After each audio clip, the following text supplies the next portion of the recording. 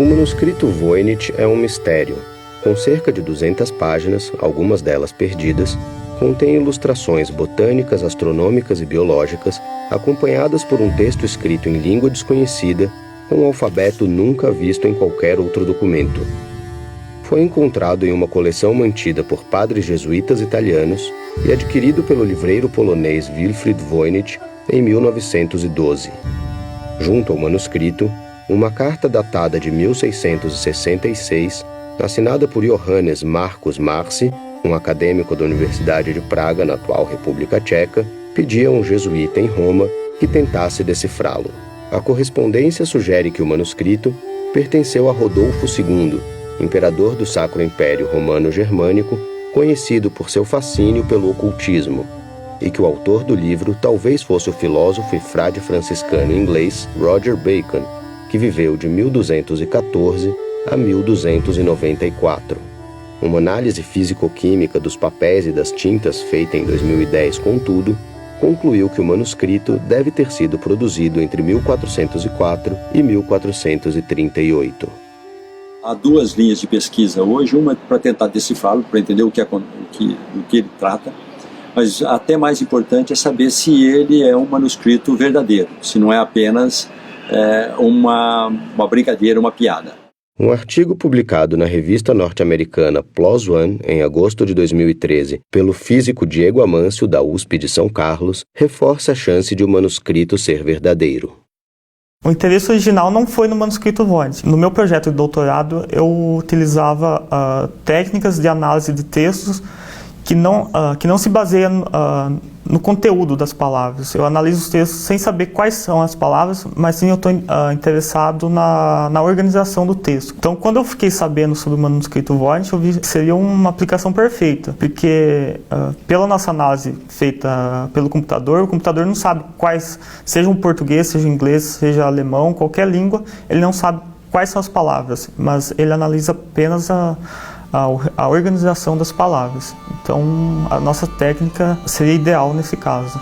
A análise feita por Diego se baseia em 3 caracterizações. A medida de frequência identifica quantas vezes determinada palavra aparece em um texto.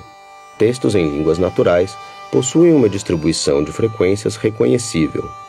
A medida de intermitência mostra quais palavras se concentram em poucos trechos e quais têm distribuição uniforme, o que permite identificar termos-chave. Por fim, a caracterização como rede complexa revela a estrutura de relações entre as palavras, a partir da qual é possível diferenciar um texto que faça sentido de outro cujas palavras tenham sido embaralhadas, ainda que não se conheça o significado dessas palavras. Uma rede complexa ela não serve apenas para modelar texto, mas ela serve para modelar uma grande quantidade de sistemas reais. Basicamente, é o relacionamento de entidades que são modeladas como vértices e que tem algum tipo de relacionamento. Por exemplo, numa rede social, você pode pensar, por exemplo, Facebook, cada pessoa seria um vértice, e o relacionamento entre essas pessoas seriam relações de amizade. Cada palavra é representada como um vértice, uma bolinha na rede. E o relacionamento entre duas palavras ou entre dois vértices é feito se essas palavras aparecem adjacentes no texto. Então, a partir de um texto, eu monto uma estrutura no computador. O computador não sabe qual é o conteúdo desses vértices. Então, a análise que a gente faz é uma análise da topologia dessas redes complexas. As formas de conectividade, por exemplo, se elas têm muitas conexões, se a distância de uma palavra a outra é grande ou pequena, se a conectividade entre os vizinhos é alta ou pequena, e assim por diante. E nós fizemos isso a partir de textos de diversas línguas. Tomamos o Novo Testamento como referência, que foi traduzido para 15 línguas, então usamos textos de 15 línguas para o Novo Testamento, e comparamos com o texto Voynich. A primeira pergunta que nós queríamos saber é se o texto Voynich era uma distribuição aleatória de palavras. Então nós transformamos os nossos textos reais em língua natural através de um mecanismo de randomização e embaralhamos todas as palavras, de maneira que a distribuição dessas palavras no texto fosse aleatória. E nós verificamos que o Voynich não é uma distribuição aleatória de palavras. Além disso, nós obtivemos algumas medidas que determinam se um texto pertence a uma língua natural, ou seja, português, inglês, chinês e assim por diante. E verificamos que o Voynich também passava nesse teste.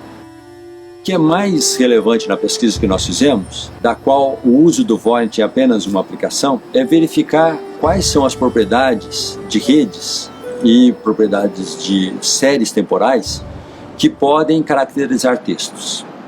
O objetivo no longo prazo é obter grandes massas de texto e, portanto, ganhar confiança estatística para que nós possamos interpretar a língua natural. E o objetivo ainda de mais longo prazo é usar essas metodologias de aprendizado de máquina para fazer com que as máquinas possam se comunicar conosco. A análise de dados em redes complexas permite saber mais sobre o manuscrito Voynich. O que ele diz, no entanto, permanece um enigma para criptógrafos e curiosos.